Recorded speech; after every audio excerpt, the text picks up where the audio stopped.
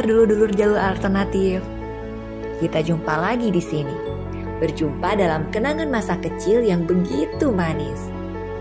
Kali ini ada si mungil kecil manis yang kita sebut gulali. Bagi dulur-dulur yang lahir tahun 80-an, pasti sudah tidak asing lagi dengan camilan yang satu ini. Sebagai salah satu makanan jadul melegenda, cerita tentang si dia yang banyak rupa ini pasti masih terpatri dalam memori. Tapi bisa jadi ada yang belum dulur-dulur ketahui tentangnya. Apa itu? Nanti kita bahas. Sekarang kita rangkai ulang dulu kenangan seru di masa kecil yang turut diwarnai manisnya si doi. Ada banyak bentuk dan nama dari camilan berbahan dasar gula ini. Selain gulali bentuk atau cetak seperti yang ini, ada juga gulali Jawa yang diberi potongan kacang dan rambut nenek. Ada juga gulali colek yang hanya berupa gumpalan gula basah yang ditempel pada tusuk bambu. Kali ini kita akan fokus bahas si gulali bentuk. Kalau dulu mah untuk membuatnya harus dicetak dengan alat khusus yang terbuat dari kayu. Gula yang masih menggumpal dimasukkan ke dalam cetakan yang sudah diberi tepung. Ada yang ditiup, ada pula yang ditekan-tekan hingga membentuk gambar sesuai cetakan. Sekarang pun sebenarnya masih ada yang menggunakan cetakan seperti itu. Tapi beberapa penjual sudah tidak menggunakannya lagi. Salah satunya Mang Oman ini. Untuk membuat gulali bentuk, pria berusia 56 tahun ini sudah tidak lagi menggunakan bantuan cetakan kayu. Sebelum dilanjut, boleh dong di-subscribe and share dulu agar channel Jalur Alternatif ini bisa manis semanis gulali. Sudah? Hatur nuhun. Semoga subscribe dan like dari dulur-dulur menjadi benih kebaikan yang akan berbuah manis di kemudian hari. Amin.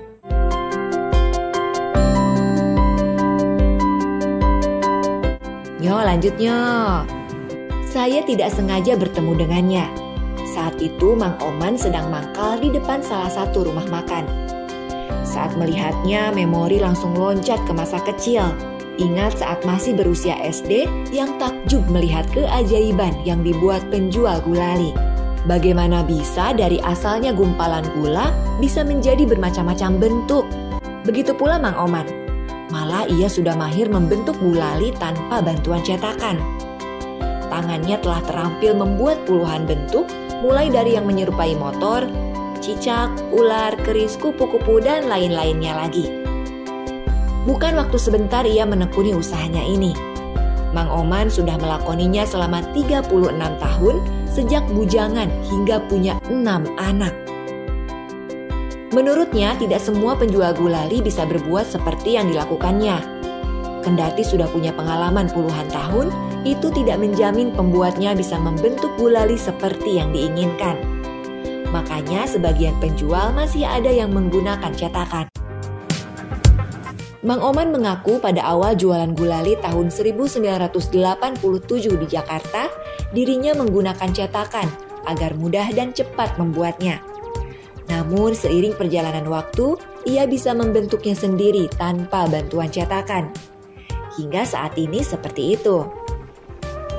Lantaran pengalaman dan keahliannya itu, Mang Oman pernah mendapatkan durian runtuh. Pada satu waktu, ia diundang salah satu hotel untuk turut memeriahkan perayaan hari jadi hotel tersebut. Ia diminta untuk datang dengan kotak ajaibnya yang bisa mengubah gula menjadi berbagai bentuk. Kendati masih diliputi pikiran percaya tidak percaya, suami Dede itu akhirnya memenuhi undangan tersebut. Ternyata benar, di hotel berbintang itu ia sudah disediakan lapak. Di sanalah ia unjuk kabisa. Mang Oman membuat berbagai bentuk gulali dan memajangnya di tempat yang sudah disediakan. Para tamu hotel banyak yang tertarik. Bahkan mereka memberi uang lebih berkali lipat dari harga normal. Tak heran pulang dari hotel ia membawa uang hampir 2 juta rupiah. Pengalaman tak terduga itu hingga kini masih menempel kuat dalam benaknya. Warga Ciamis, Jawa Barat ini pun bercerita soal lain tentang alasan kenapa ia masih bertahan dengan usahanya kini. Sejak mengawali usahanya pada 36 tahun silam, hingga saat ini ia belum pernah pindah ke usaha yang lain. Sampai sekarang masih setia dengan gulali. Nah, alasan itu yang bisa jadi belum dulur-dulur tahu. Kalau tentang gulali dan segala memori yang ada di baliknya pasti sudah pada paham. Tapi ada hal yang membuatnya tertawa lepas saat Mang Oman mengutarakan alasan tersebut. Ia mengaku jualan gulali merupakan usaha yang modalnya paling minim dibanding yang lain. Modalnya paling murah sedunia. Dengan modal kurang dari Rp50.000, ia bisa mengais untung berlipat-lipat. Untuk membuat sewajan adonan gulali dibutuhkan 2 kg gula pasir dan itu biasanya tidak langsung habis dalam sehari. Paling cepat habisnya 2 hari, tapi seringnya lebih dari itu. Selain gula, bahan yang terhitung mahal adalah minyak tanah. Ia biasanya membeli setengah liter minyak tanah yang bisa digunakan selama 3 hari. Mari kita hitung berapa modal yang ia keluarkan untuk jualan gulali. 2 kg gula pasir harganya Rp28.000 dan setengah liter minyak tanah Rp8.000. Bila ditambah keperluan lain seperti pewarna, bambu, dan plastik, totalnya kisaran Rp40.000.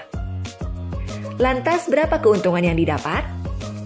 Untuk satu gulali ia jual Rp5.000. Dalam sehari rata-rata ia menjual 50 gulali. Itu berarti omsetnya mencapai Rp250.000. Jika itu dikali 30 hari, maka pendapatannya sebesar Rp7,5 juta. Nah loh, besar amat ya. Pendapatannya mengalahkan gaji pokok seorang ASN pada level tertinggi. Walah, pantas saja ia tidak mau pindah ke lain usaha. Ternyata untungnya gede bingit. Modalnya seuprit, tapi untungnya selangit. Dari jualan gulali itulah Mang Oman bisa menafkahi 1 istri dan anak, termasuk membangun rumah dan bisa beli sawah.